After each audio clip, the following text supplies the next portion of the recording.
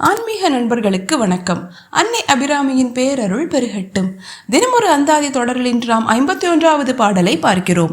இந்த உலகத்தில் செல்வம், வசதி என எல்லாமும் இருந்தாலும் நம் மனதிற்குள் இருக்கும் மோகம், அதாவது தேவையற்ற பற்றுதான் நம்மை துயரத்தில் ஆழ்த்துகிறது. அன்னையின் அடியவர்கள் இந்த பூமியில் மரணத்தையும் அடைய மாட்டார்கள், மீண்டும் பிறக்கவும் மாட்டார்கள் என்று பட்டர் உறுதியளிக்கும் இந்த அற்புத பாடலை வாருங்கள் பார்ப்போம்.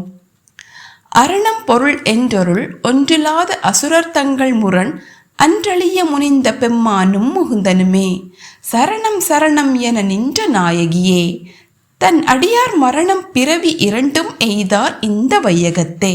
அதாவது, அரணம் பொருள் என்றருள் ஒன்றில்லாத அசுரர் தங்கள் முரண் அன்றழிய முனிந்த பெம்மானும் முகுந்தனுமே, கோட்டைகளே தங்களுக்கு பாதுகாப்பு என்று கருதிய கருணையற்ற அசுரர்களை அளித்த சிவபெருமானும் மகாவிஷ்ணுவுமே சரணம் சரணம் என நின்ற நாயகியே, யாரை தஞ்சமென்று சரணடைந்து நிற்கிறார்களோ அந்த அகிலாண்ட கோடி பிரம்மாண்ட நாயகியே தன் அடியார் மரணம் பிறவி இரண்டும் எய்தார் இந்த வையகத்தே.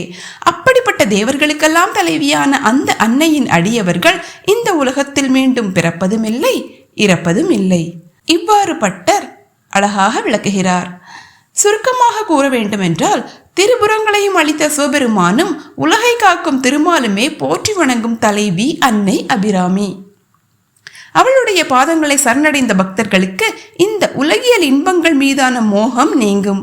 அவர்கள் இனி பிறப்பு இறப்பு என்கிற துன்ப சுழற்சியில் சிக்காமல் பேரின்ப நிலையை அடைவார்கள்.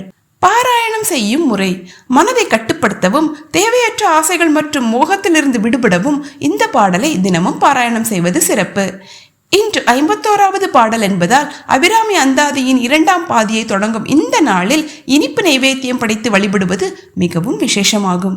இவ்வாறு செய்வதால் பொருட்களின் மீதும் புலனின்பங்கள் மீதும் இருக்கும் அதீத ஈர்ப்பு குறையும். வாழ்க்கை மற்றும் மரணம் குறித்து தெளிவு பிறக்கும். அன்னையின் அருளால் பிறவி பெருங்கடலை கடக்கும் ஞானம் கிடைக்கும். அன்னைக்கு செவ்வரளி அல்லது மணமுள்ள வண்ண மலர்களை படைக்கலாம். நைவேத்தியமாக சர்க்கரை பொங்கல் அல்லது கேசரி படைக்கலாம்.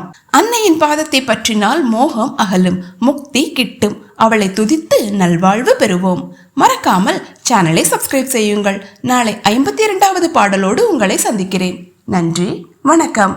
ஓம் அபிராமி சமேத அமிர்தகடேஸ்வராய நமக.